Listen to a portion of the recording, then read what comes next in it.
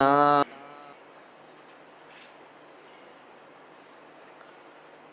सदगुरु कबीर साहब की परंपरा में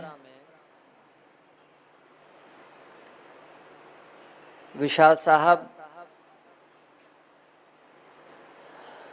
एक ऊंचे दर्जे के संत हुए हैं।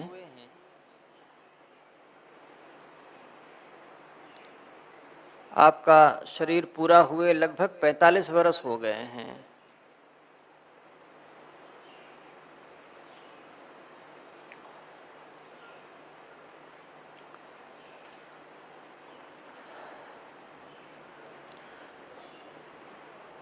विशाल देव और सदगुरु कबीर साहब की परंपरा एक ही है, लेकिन दोनों की वाणियों में थोड़ा सा कहीं कुछ हल्का सा फर्क नजर आता है।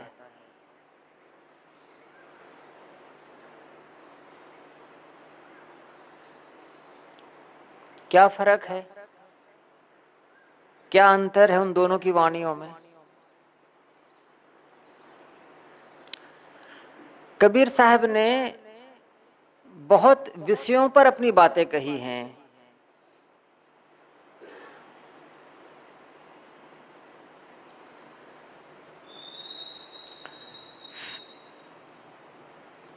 फिराक गोरखपुरी एक बड़े शायर और चिंतक हुए हैं। इलाहाबाद विश्वविद्यालय में वो अंग्रेजी पढ़ाते थे। उनका एक वचन है, कबीर वाणी आने वाले हिंदुस्तान का सपना है, जिसमें दुनियादारी का त्याग और दुनिया के प्रपंचों से मुक्त होने का रास्ता है। कबीर साहब की जो वाणी है उसमें बहुत सारी बातें आ जाती हैं। हिंदू मुसलमान कैसे साथ साथ रहें, दोनों अपने अपने कर्म कांडों में उलझे हुए हैं, उस उलझन से उन्हें कैसे मुक्ति मिले। ये जो साधु हैं भटका रहे हैं, जो सामंत हैं भटका रहे हैं, जो राजा है वो प्रजा को तंग कर रहा है, ये जो योगी बने हुए हैं ये ठग घूम रहे हैं, इनसे कैसे जनता का कल्याण होगा।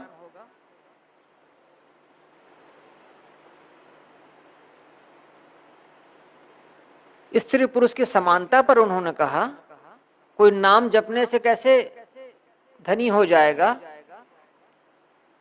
अवधूतों को कहा है, पंडितों को फटकारा, कितनों से उनकी बातें होती थी, इन सब पर उन्होंने कहा। तो बीजक छोटा सा ग्रंथ है, लेकिन उसमें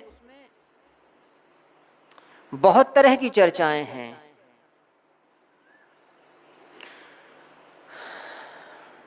जब कोई पहले पहल किसी रास्ते पर चलता है तो चूंकि रास्ता बना नहीं होता है, तो जो खरपतवार होते हैं उस रास्ते के उनको साफ करना पड़ता है, तब एक रास्ता बनता है जो कि पीछे आने वालों के लिए सहज होता है।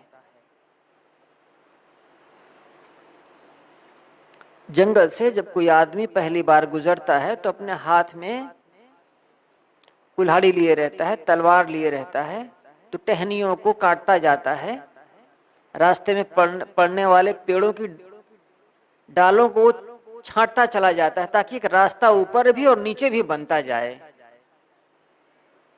तो कबीर साहब का रास्ता ऐसे ही था। उन्हें बहुत सी चीजें काटनी पड़ी, छांटनी पड़ी, बनानी पड़ी। और विशाल साहब का रास्ता कैसा था? उन्हें दाएं बाएं देखने की कोई बहुत जरूरत नहीं थी। एक चिंतन शैली, एक विचार सरणी उनको मिल गई थी रघुबर साहब से या कि पुस्तकों को पढ़ करके, तो उनका रास्ता बहुत साफ था। उन्होंने जो कुछ भी कहा वो साधना परख ही कहा।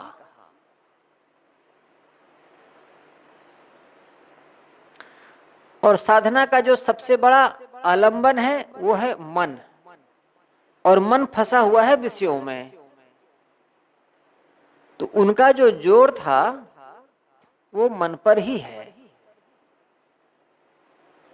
उन्होंने बाकी की चीजों से अपने आप को हटा लिया। आप कभी इस बात को सोचते हैं कि कबीर साहब अगर विशाल साहब के जमाने में होते तो क्या वो अपने समाज के बारे में नहीं बोलते? जो घटनाएं घट रही क्या नहीं बोलते, मौन रहते? वो बोलते। उनका मिजाज दूसरा है, उनका तेवर दूसरा है। कहे बिना मोहि रहा न जाई, उनका वैसा ढंग था। और विशाल देव, उनको तो जब कुछ कहना भी होता था, हंसना भी होता था, तो सोच करके ही हंसते थे।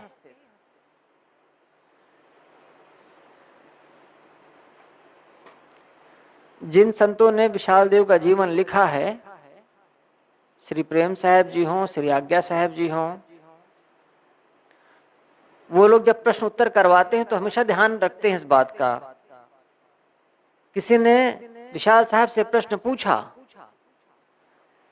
तो उत्तर देते समय वो लिखते हैं, थोड़ा रुक करके विशाल साहब ने ऐसा कहा। जवाब वो पूरा देते हैं, लेकिन थोड़ा रुक करके। प्रश्न पूछने वाले का प्रश्न पूरा हो गया, उसके मन की कुलबुलाहट भी पूरी हो गई, तब उन्होंने अपना जवाब देना शुरू किया। तो जो उनका जो शीलवान होना है वो उनका प्रमुख लक्षण है। वो जल्दी में, भागा भागी में कहने वाले जीव नहीं थे।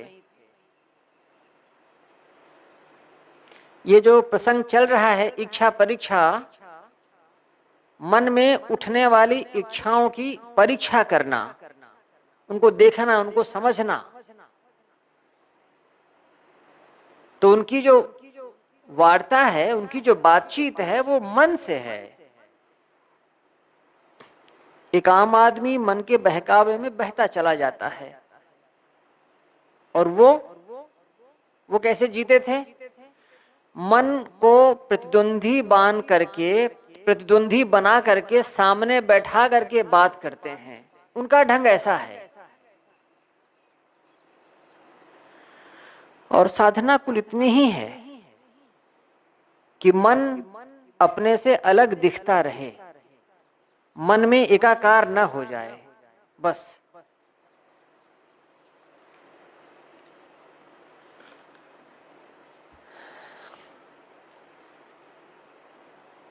इच्छा परीक्षा का एक शब्द है, शब्द नंबर 5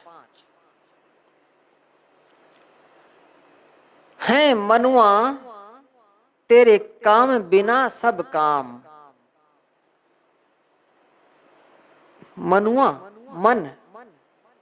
मन को संबोधित करते हुए कह रहे हैं मनुआ तेरे काम।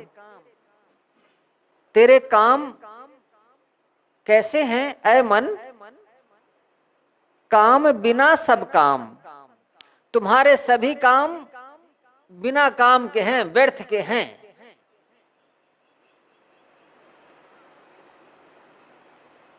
तुम व्यर्थ ही उछल कूद मचाते रहते हो। है मनुआ तेरे काम बिना सब काम।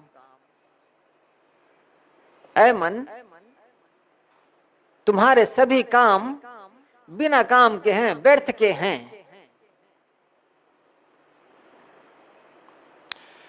बिना हेतु स्मरण उठावे, बिना हेतु, बिना प्रयोजन के, बिना मतलब के स्मरण उठावे।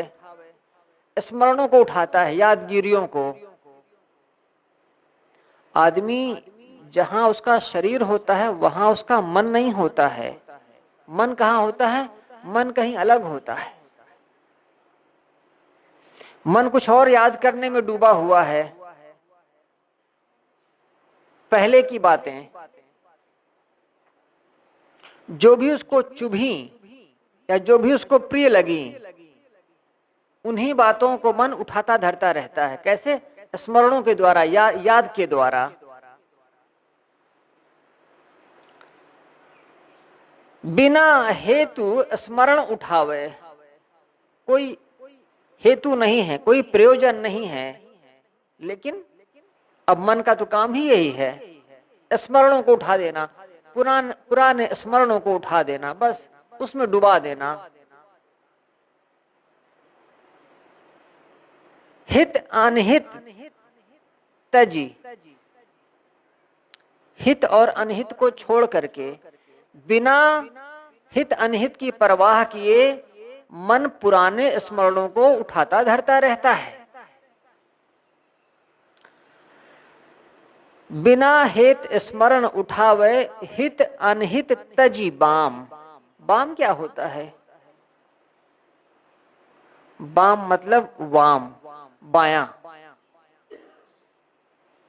एक हाथ दाहिना और दूसरा हाथ बायां।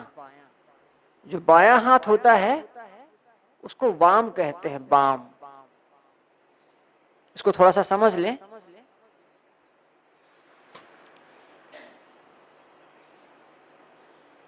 धर्म की एक विचारधारा है, क्या है?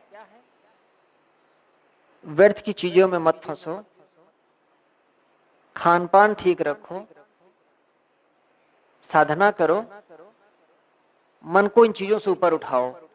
यह एक सामान्य विचारधारा है, हिंदू विचारधारा जिसे आप कह सकते हैं। इसी के बराबर में एक दूसरी विचारधारा, उसे कहते हैं वाम मार्गी। तो वाम मार्गी क्या है?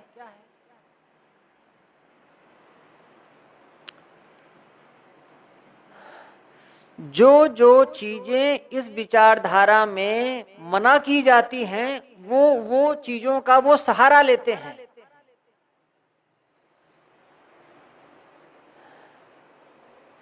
वो क्या है? 5 मकार, मां से शुरू होता है, मत्स्य, मैथुन, मुद्रा, और क्या क्या चीजें हैं? मांस, मद, मद माने शराब, मत्स्य माने मछली, मांस, मुद्रा, मुद्रा माने काम भोग की मुद्राएं। स्त्री से दूर रहो, शराब से दूर रहो, मांस से दूर रहो, मछली मत खाओ। हिंदू धर्म इस पर जोर देता है। इसी के समकक्ष में एक तंत्र सिस्टम है, तंत्र। वो कहते हैं स्त्री को भोगो, भोगते हुए विषयों से ऊपर उठो, मांस खाओ, शराब पियो।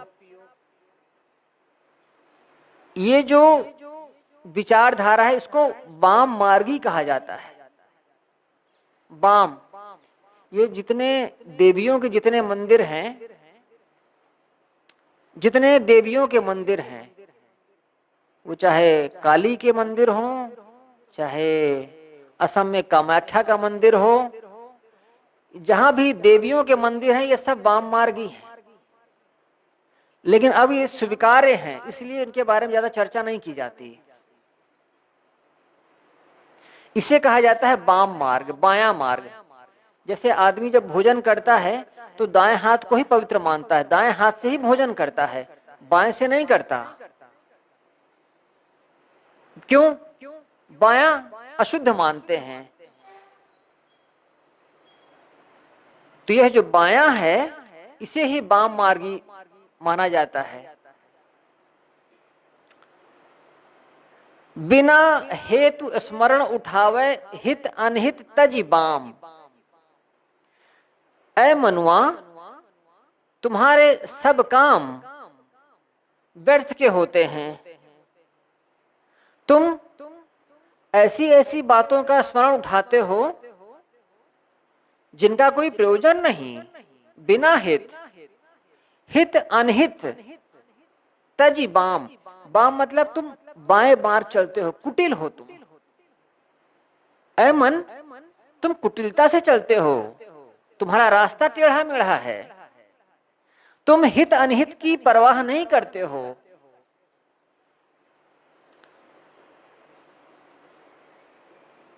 जो जो चाल चले घट भीतर, नहीं निर्णय से लाम। हे मन, तू जो जो अंतःकरण में चाल चलता है, स्मरण करता है, वह निर्णय से ठीक नहीं रहता।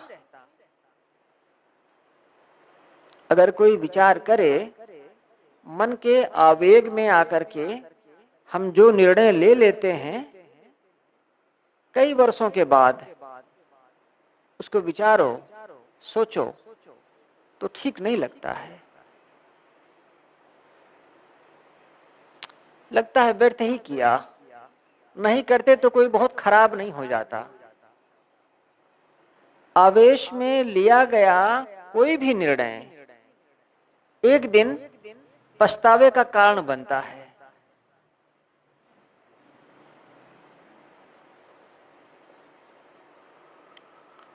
हाई कोर्ट, सुप्रीम कोर्ट के जज हैं, किसी विचार गोष्ठी में गए थे, तो पत्रकारों ने कहा, पूछा, इतने मुकदमे फंसे हुए हैं हिंदुस्तान में, सन 53 के भी मुकदमे अभी चल रहे हैं।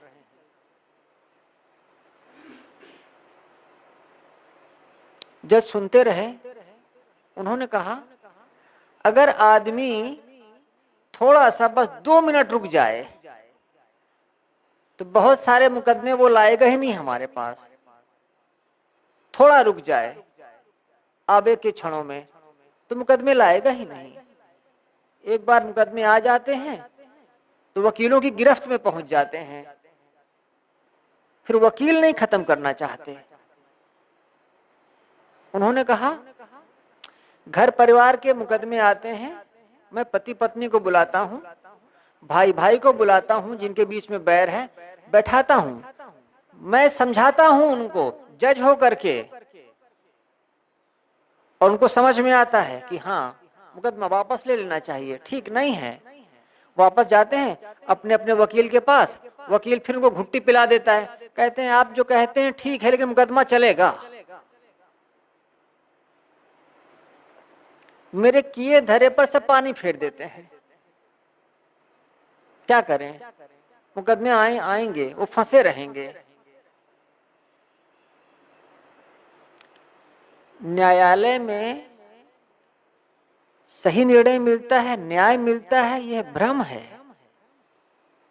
दूर रहकर के ऐसा लगता है।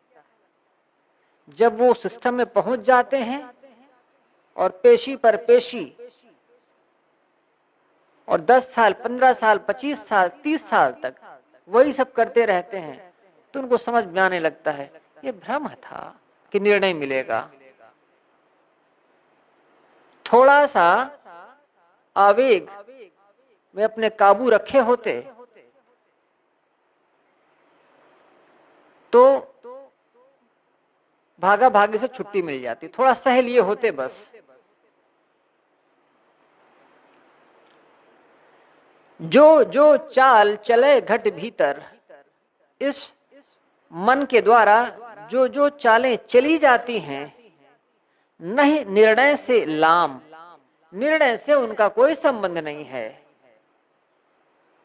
निर्णय करो तो व्यर्थ ठहरते हैं।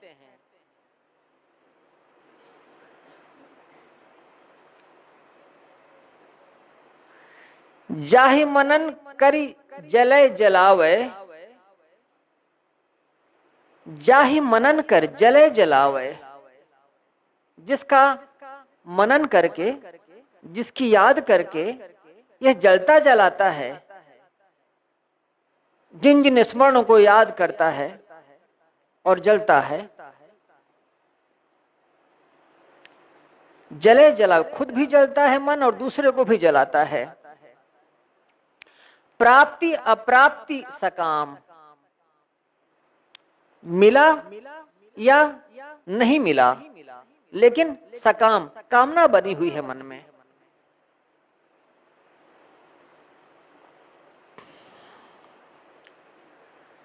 ऐ मन जाहि मनन कर जलय जलावे। ऐ मन, तू जिस प्रपंच का चिंतन मनन करके आग जलाए रखता है, खुद जलता है और दूसरों को जलाता है, प्राप्ति अप्राप्ति सकाम, भोग मिले या ना मिले, दोनों भांति कामना और तृष्णा मन में बनाए रहता है।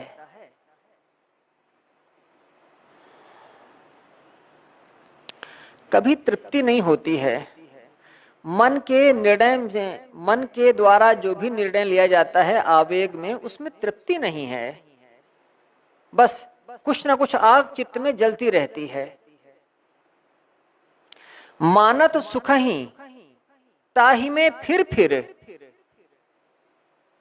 जो अध्यास लगाम, जो अध्यास लग गया है बस उसी में सुख मानता है और फिर बार बार लौट लौट करके मन उसी में आता है।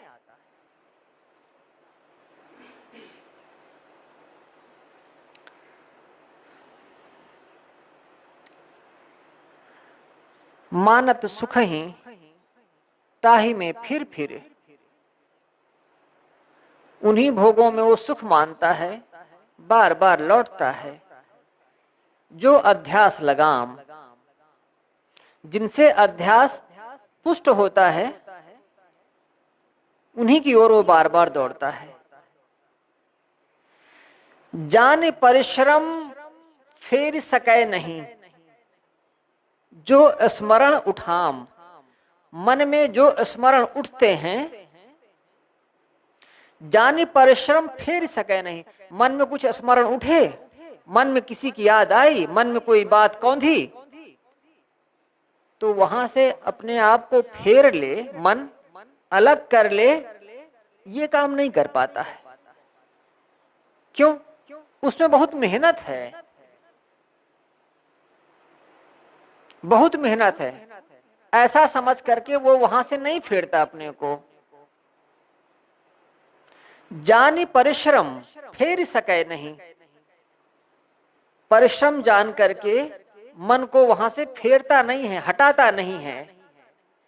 जो स्मरण उठा, कोई मन में स्मरण उठा, स्मरणों को वहां से हटा दो, बस समाधान हो गया। लेकिन मन कहता नहीं, स्मरणों को हटाना फेरना मुश्किल है, बहुत मुश्किल है। बस विशाल देव कहते हैं, लघु परिश्रम बहुत दुख माने।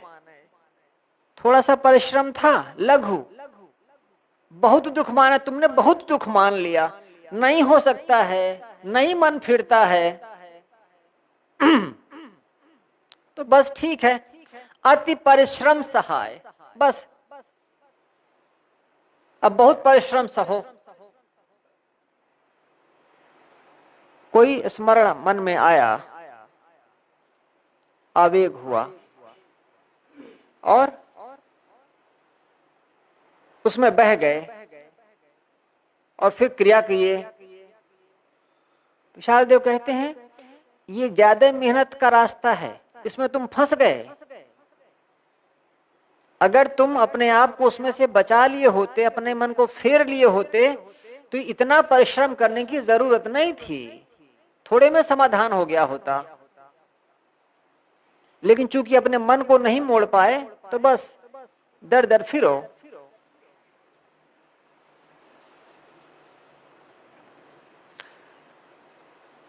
जान परिश्रम फेर सके नहीं, जो स्मरण उठा, मन में जो स्मरण उठते हैं उनको तुम फेर नहीं पाते, छोड़ नहीं पाते, अलग नहीं हो पाते। सोचते हो बहुत परिश्रम है, बहुत मुश्किल है, तो क्या होता है, मन की धार में बह जाते हो। फिर क्या होता है, लघु परिश्रम बहुत दुख माने। थोड़ा परिश्रम कर लिए होते तो दुखों से छुट्टी हो जाती, लेकिन उतना परिश्रम तुम नहीं किए, फिर क्या है? बस अति परिश्रम सहाय। अब तुम ज्यादा परिश्रम करके सहो। यह विपरीत कुमति तू ही घेरे, यह विपरीत कुमति तो ही घेरे। तुम्हें इस विपरीत समझ ने, इस नासमझी ने तुम्हें घेर रखा है। मान सुबुद्धि सुधाम, तुम अपने आप को बुद्धिमान मानते हो। सुबुद्धि, सुधाम, अच्छे धाम वाला मानव शरीर में हो, और तुम्हारे पास मानवीय बुद्धि है, ऐसा माने बैठे हो। और यह विपरीत कुमति, उल्टे रास्ते पर ले चलने वाली बुद्धि तुम्हें घेरे हुए है। कह लगी कहो तुच्छता तेरी, परा नीच से काम।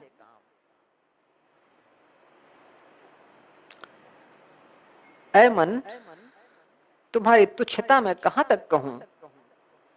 समझ में आता है मुझे, परा नीच से काम। तुम नीच हो, नीच आदमी से मेरा वास्ता पड़ गया।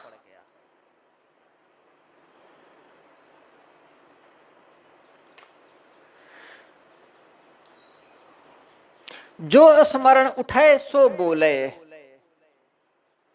नहीं परवाह रखाम। ये हिंदी समझ में आती है? मैं इसको कई बार पढ़ा हूं, इसलिए मैं आगे बढ़ जाता हूं। इस मूल जो उनके वचन है,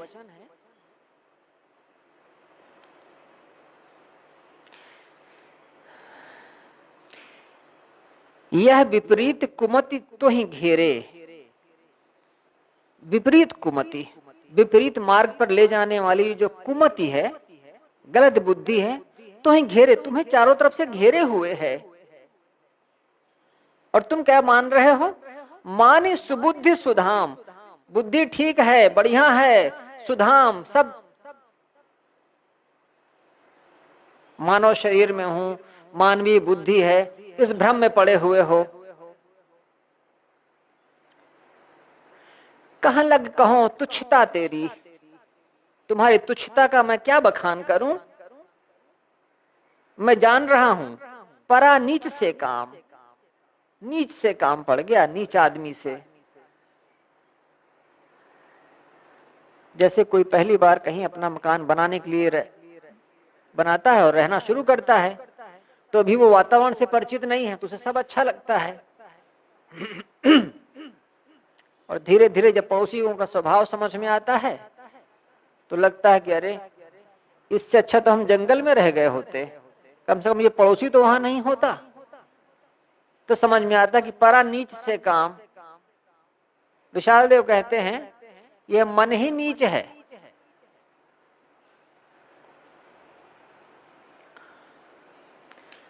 श्री प्रेम साहब ने एक छोटा सा दृष्टांत दिया है हंसाने के लिए, कि नीच से काम पड़ गया, गलत आदमी से काम पड़ गया, ना समझ आदमी से काम पड़ गया।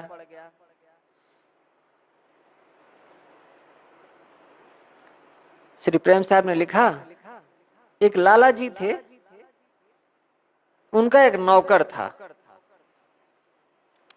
वो बुद्धू था, तो उसका नाम ही बुद्धू हो गया था। उससे घर का कोई काम सधता नहीं था। तो ललाइन ने एक दिन शिकायत की, किसी लायक नहीं है ये, इसको अपने साथ कचहरी लेके जाया करो। लाला जी सुबह तैयार होते हुए नौकर से कहे, बुद्धू तू चल कचहरी मेरे साथ, जो काम बताऊं वह किया कर, वह किया करना। अब नौकर बुद्धू राजी, उसने कहा जी। लाला जी घोड़े पर सवार हो गए और कचहरी चल दिए। पीछे पीछे बुद्धू चलने लगा। लाला जी की उनके उनके कोट की जेब से रास्ते में उनके कुछ पैसे और रेशमी रुमाल खिसक करके नीचे गिर गए। कचहरी जाकर लाला जी ने जेब में हाथ डाला तो रुमाल नहीं और पैसे भी नहीं।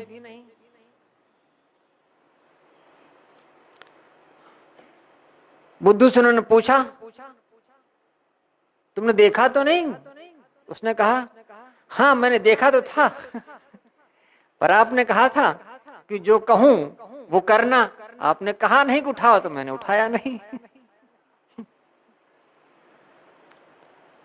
लाला जी बहुत गुस्सा हुए। अगले दिन जब चले तो उसको एक नए रुमाल देकर कहा, जो कुछ गिरे उसे बांध लेना। जो कुछ गिरे उसे बांध लेना। तो चलते चलते मार्ग में घोड़े ने लीद की, बुद्धू ने उसे बांध लिया। उन्होंने कहा, बुद्धू कचहरी में पहुंच करके कुछ मिला, कुछ गिरा? तो बुद्धू ने उनको गठरी पकड़ा दी। गठरी में लीद देखकर लाला जी गुस्सा हो गए। उसने कहा, तुम कचहरी लायक नहीं हो, तुम घर ही पर रहो, मेरे साथ रहने लायक नहीं हो। जब घर में कोई खास बात हो तो मुझे आकर के बता देना, वहीं रहो। ठीक है, घर पे रहने लगा। एक दिन लाला जी को बिटिया पैदा हुई। लड़का पैदा होता है तो आदमी ठोक करके बताता है, लड़की पैदा हुई। बड़ी बात थी भाई, नई बात। नौकर बुद्धू चिल्लाते चिल्लाते पहुंचा कचहरी और जोर से चिल्लाते हुए कहा, लाला जी लड़की हुई है, लड़की हुई है। लाला जी सकुचाते हुए बाहर आए, कहे, कमबख्त, इतनी जोर से बात नहीं कही जाती। जो हो धीरे से कहना चाहिए, कान में कहना चाहिए। तुम सबको सुना रहे हो और जब मैं इशारा करूं तब। ऐसा हुआ, संयोग से घर में आग लगी। बुद्धू दौड़ कर आया। कचहरी में लाला जी कुछ लिख रहे थे। सिर नहीं उठाए तो नहीं उठाए। देर से सिर उठाए, देखे बुद्धू खड़ा है। क्या बात है? बुद्धू का अंदर आऊं? अंदर आया, कान में बहुत धीरे से कहा, घर में आग लग गई। लाला जी ने कहा, अरे नीच, यह बात तो जोरों से चिल्ला कर कहनी थी।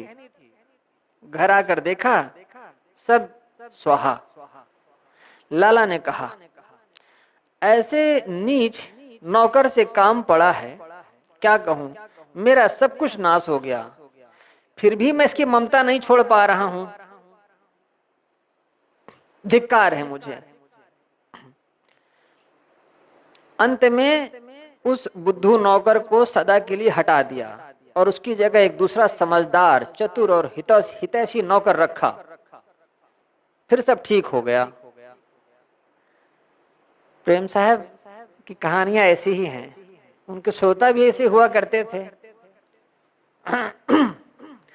तो कहानियां बीच बीच में बना दिया करते थे। अब ये कहानी है, अब इसका सिद्धांत सुनो। जितना आनंद प्रेम साहब की टीका पढ़ते हुए आता है, लाला ही वह जीव है और जो नासमझ बुद्धू है वह कौन है? मन नौकर। ये नासमझ मन हर काम उल्टा ही करता है। ये संसार जो प्रपंच रूप है, उधर की तरफ मन ये बार बार ले जाता है। और जो सत्संग साधन है, जो धारण करने योग्य है, उसमें मन दोष दिखाता है। इस तुच्छ मन का साथ करने से ही जीव की सब तरह की दुर्दशा है। जब इस बात को जीव समझ लेता है किस मन का साथ रखकर ही इतनी दुर्गत है, तब वह उससे अपने आप को हटा लेता है, तब जीव सुखी हो जाता है। यही सोच विचार कर विचारवान कहते हैं, ऐसे नीच मन से मेरा साथ हुआ है कि क्या कहूं। समझाए समझे नहीं पर हाथ आप बिकाए, मैं खेचत हूं आपको चला सो जमपुर जाए।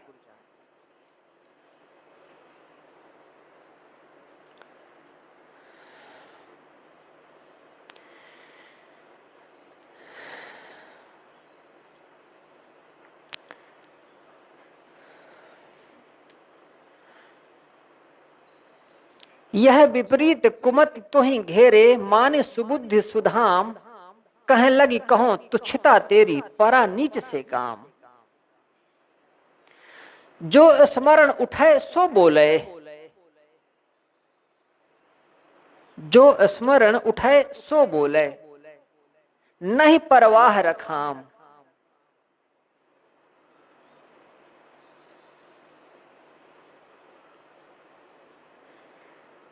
यह है हम सबकी कहानी। देखिए, जो स्मरण उठे सो बोले, जो स्मरण उठ गया बस मुंह से बोल दिया, नहीं परवाह रखाम, हम परवाह नहीं करते हैं अगले आदमी के बारे में, उसको कैसा लगा नहीं परवाह है। जो स्मरण उठा, जो मन में आया वो मुंह से निकला, बोले। जो स्मरण उठे सो बोले, नहीं परवाह रखाम, परवाह नहीं रखते हैं, मन में जैसा आया जैसा स्मरण हुआ बस बोल दिया। मानी अहम सुख तहि में निस्दिन, अहंकार में सुख मान करके, मानी अहम सुख, जो हमने बोला बस वो एकदम लकीर है, वो एकदम सही है, ऐसे अहंकार में सुख मानना। मानी अहम सुख ताहि में निस्दिन, रात दिन अपने अहंकार में सुख मानना। जो हमने किया, जो हमने कहा एकदम सही है। जले दुख ही के घाम, दुख के घाम में जल रहे हो। हम बोलते हैं सब अच्छा है, हम बताते हैं सब बढ़िया चल रहा है, और हमारा जीवन कुछ और कहानी कहता है। हमारा मुंह कहता है हम बढ़िया हैं, और हमारे जीवन को कोई देखे तो जीवन का एक अलग ही स्वर है।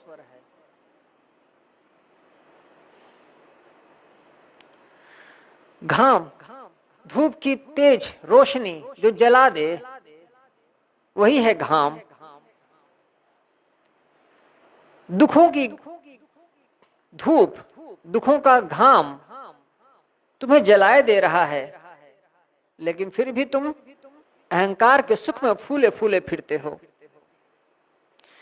निज समान मन और न जानत, जैसा तुम्हारा मन है वैसा दूसरे का मन है ना, लेकिन उसको नहीं समझते हैं हम।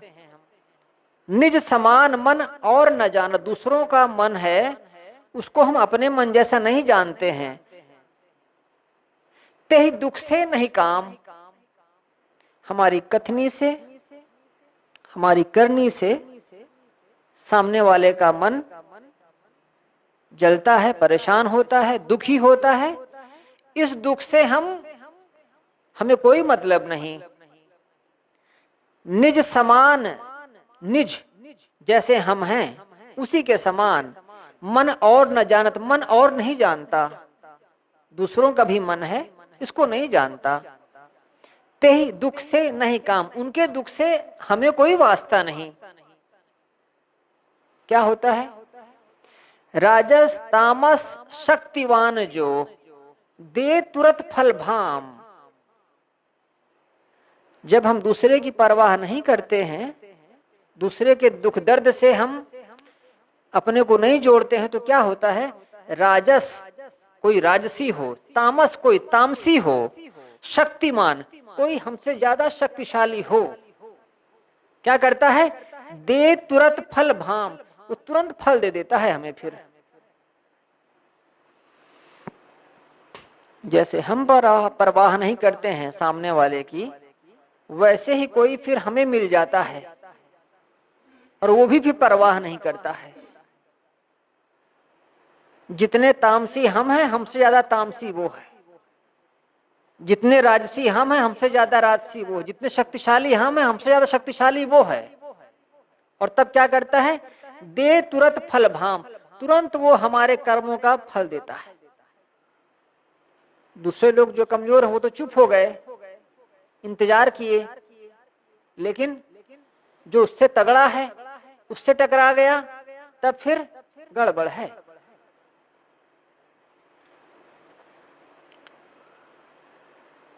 गुजरात में एक थानेदार बड़े अभिमानी और क्रूर स्वभाव के थे।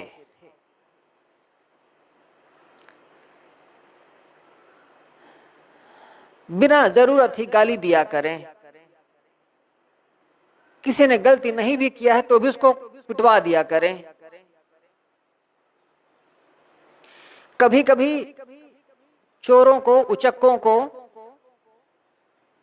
चोरी करने और लूट फूट करने की गुप्त आज्ञा दे दें, जिससे वो नाखुश हो जाएं, उससे घर में चोरी करवा दें।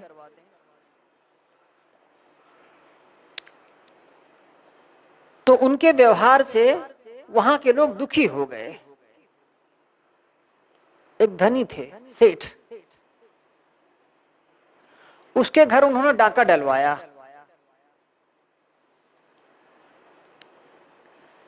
लेकिन सेठ जी का कोई माल ना गया।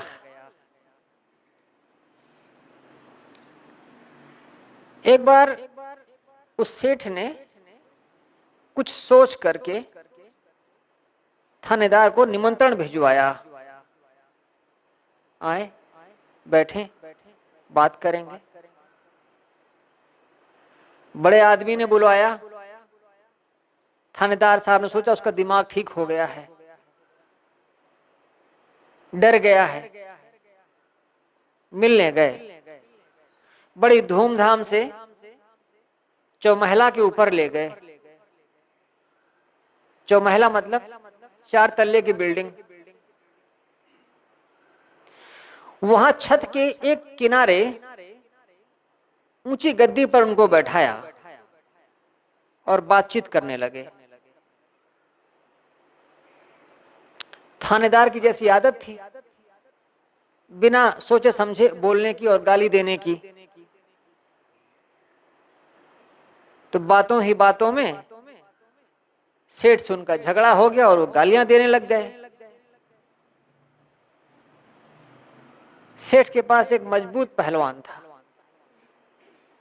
सेठ ने कहा, किसी के दुख का ख्याल नहीं करते हो, अब इसका मजा लो। उन्होंने पहलवान को इशारा किया।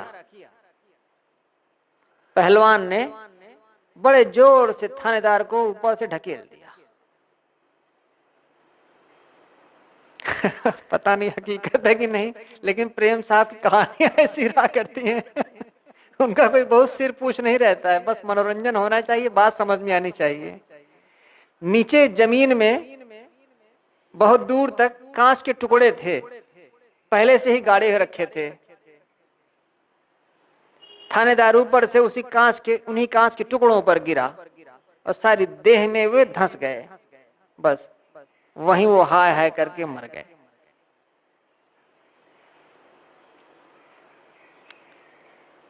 इस प्रकार राजसी, तामसी, बलवान अभिचारी को शीघ्र फल दे देते हैं।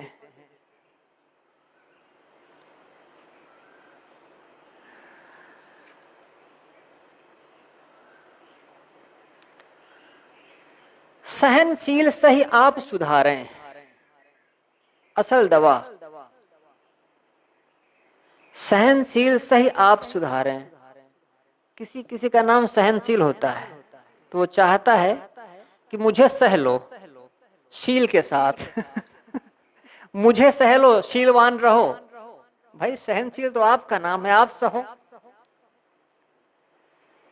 सहनशील सही आप सुधारें, सहनशील रहिए, सहिए और आप सुधारें, अपने आप का सुधार करें।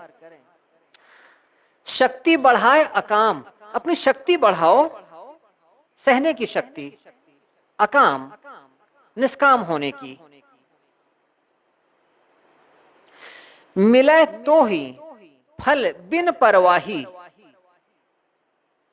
अकर्म बढ़े तमाम। अगर अकर्म करोगे, अकर्म माने गलत काम, पाप, वही है अकर्म। अगर अकर्म करोगे तो मिले तो ही फल बिन परवाही, तुम्हें फिर ठीक से फल मिलेंगे। और अगर सह लोगे, सुधार लोगे, तो सहने की शक्ति बढ़ेगी, अकाम होने की शक्ति बढ़ेगी। अन्यथा अकर्म बढ़ेंगे तमाम, गलत रास्ते पर चलना और फिर अंततः उसका एक गलत परिणाम होना।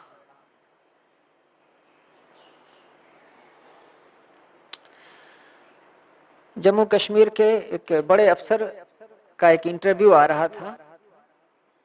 उन्होंने कहा, हमारे यहाँ 21-22 साल के लड़के, गोरे गोरे सुंदर, 6 फुट, 6.25 फुट, मजबूत शरीर से, सहने वाले, ये लड़के जो है आतंकवादी बनते हैं। पत्रकार ने पूछा, इनकी उम्र कितनी होती है? वो मौन रहे। उन्होंने कहा 2-2.5 साल बस। पत्रकार का 2-2.5 साल मतलब 21-22 की उम्र में आवेश में आकर के ये बंदूक उठाते हैं। 1 साल तो ये बंदूक चलाना सीखते हैं, ट्रेनिंग दी जाती है सीमा पार। वहां 8 महीने, 12 महीने, 15 महीने ट्रेनिंग करते हैं। ट्रेनिंग करके ये वापस हिंदुस्तान आते हैं। जैसे ही आते हैं हमें जानकारी हो जाती है।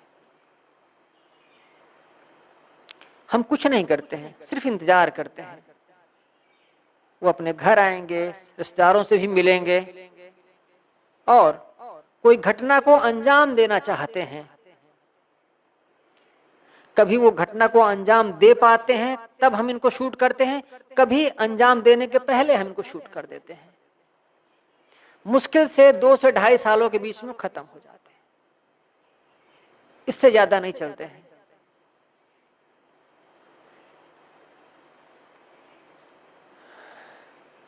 चोरी, बदमाशी, लड़ाई, गुंडई के रास्ते पे जो चलता है उसकी उम्र अपने आप कम हो जाती है। रास्ता ही वैसा है। कोई साधारण रास्ते पर चले, अपनी उम्र जिएगा। गलत रास्ते पर चला, उम्र अपने आप कम हो गई।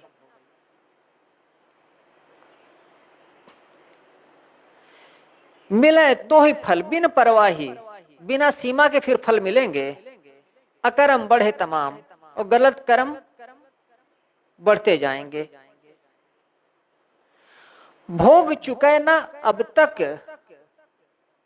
भोग चुके ना अब तब कबहूं, हे मन मूढ़ लखाम। ऐ मूढ़ मन लखाम, लखो देखो अब तक कितना भोग चुके हो। जो भल चाहे तो चेतय अबही, नहीं पावह, नहीं पावह भरी दाम। अब तक तुम बहुत भोग चुके हो सांसारिकता के रास्ते पर, मन के रास्ते पर चल करके। अब तक तुम बहुत भोग चुके हो। हे मन मूढ़, ऐ मूढ़ मन लखाम, लखो देखो, इसको समझो, ध्यान दो, अभी भी समय है। जो भल चाहे तो चेतय अबही, अगर तुम अपनी भलाई चाहते हो तो अभी चेत जाओ। नहीं पावे भर दाम, नहीं तो फिर ठीक से मिलेगा भर दाम।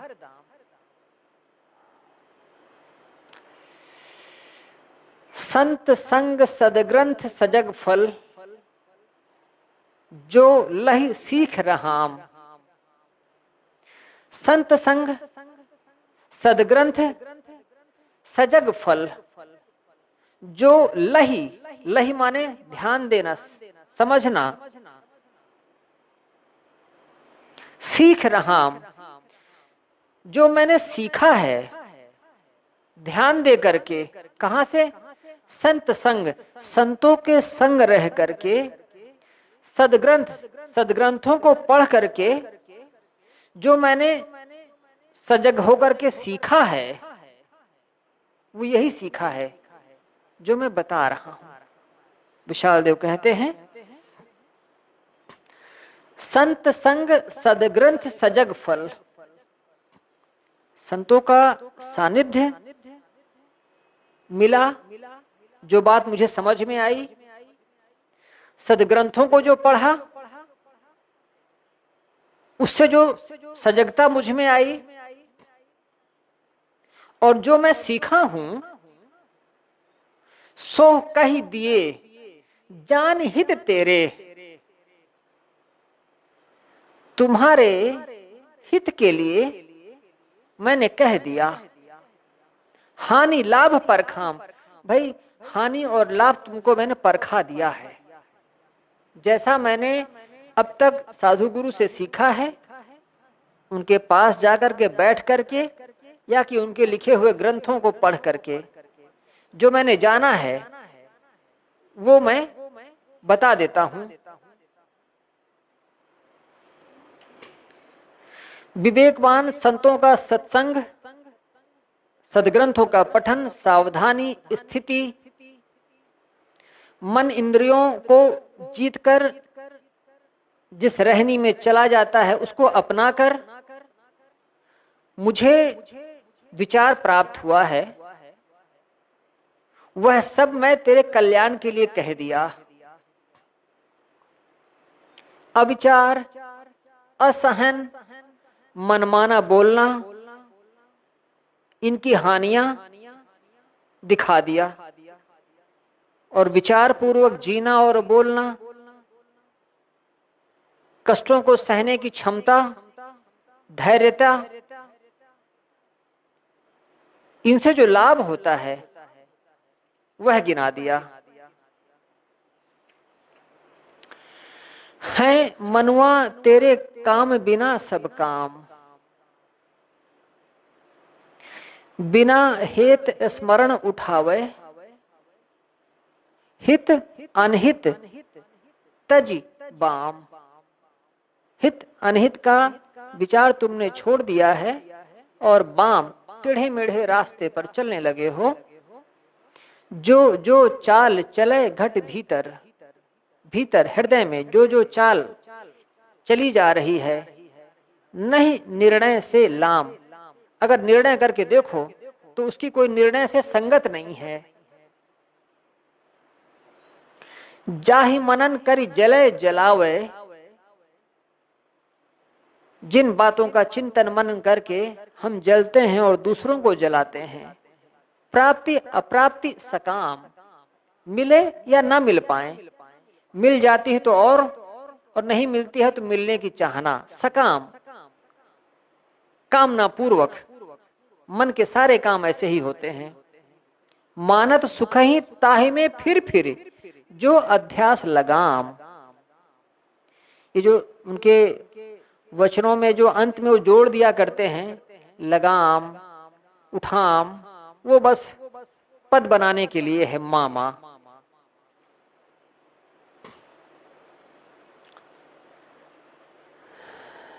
मानत सुख ही ताहि में फिर जो अध्यास लगाम, जाने परिश्रम फेर सके नहीं जो स्मरण उठाम। लघु परिश्रम बहुत दुख माने, अति परिश्रम सहाम। यह विपरीत कुमति तो ही घेरे, माने सुबुद्धि सुधाम। कह लग कहो तुच्छता तेरी, परा नीच से काम। जो स्मरण उठे सो बोले, नहीं परवाह रखाम। मानी अहम सुख ताहि में निस्दिन, जले दुखहि के घाम। निज समान मन और न जानत, ते ही दुख ते नहीं काम, राजस तामस शक्तिमान जो दे तुरंत फल भाम। सहनशील सही आप सुधारें, शक्ति बढ़ाए अकाम, मिले तो ही फल बिन परवाही, अकरम बढ़े तमाम। भोग चुके ना अब तक कबहूं, हे मन मूढ़ लखाम, जो भल चाहे तो चेतय अबही, नहीं पावे भरी दाम। संत संग सदग्रंथ सजग फल, जो लही सीख रहाम, सो कह दिए जान हित तेरे, हानि लाभ परखाम। विशाल देव लिखा नहीं करते थे, मन में वो मनन कर लिया करते थे और फिर वो गा दिया करते थे, तो साथी लोग लिख लिया करते थे। कहीं कहीं 30-30 पंक्तियों के भी पद हैं, अद्भुत लगता है। 30 पंक्तियों के पद को वो गुनगुना करके अपने में पचा लिया करते थे और फिर बोल दिया करते थे, तो लिख लिया करते थे लोग।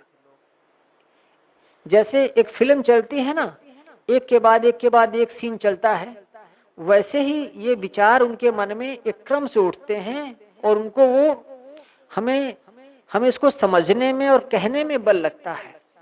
और उनके लिए कितना सहज था, ये मन में उठा, भाव बना और शब्दों में आ गया और उनके स्मरण में बना रह गया। यही यही उनकी कमाई थी, यही उनका धन था हमारे लिए। साहिब बंदगी साहिब। वंदन है गुरुदेव तुमको, वंदन है गुरुदेव, वंदन है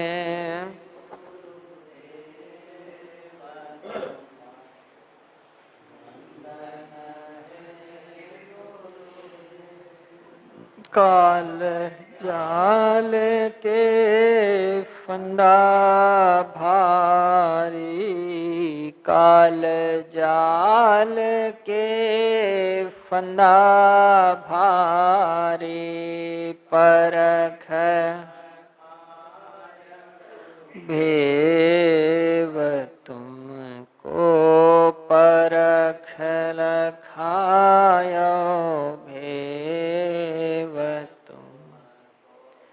वंदन है गुरुदेव, वंदन है गुरुदेव, वंदन है। वेद शास्त्र सब खोजत हारे, वेद शास्त्र सब खोजत हारे, मर्म न जानत केव, मर्म न जानत केव तुम। वंदन है गुरुदेव, वंदन है गुरु, वंदन है गुरु समान और को दाता, गुरु समान और को दाता, ताकि करिए से,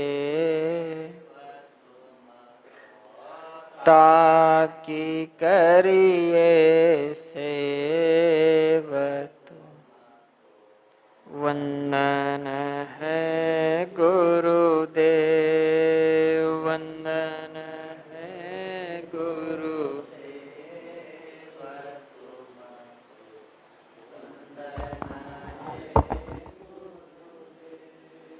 साहिब कबीर अभय,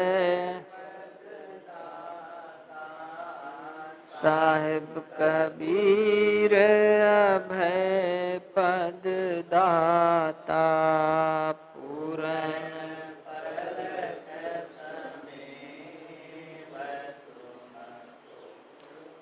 पूरन परख समेव तुम है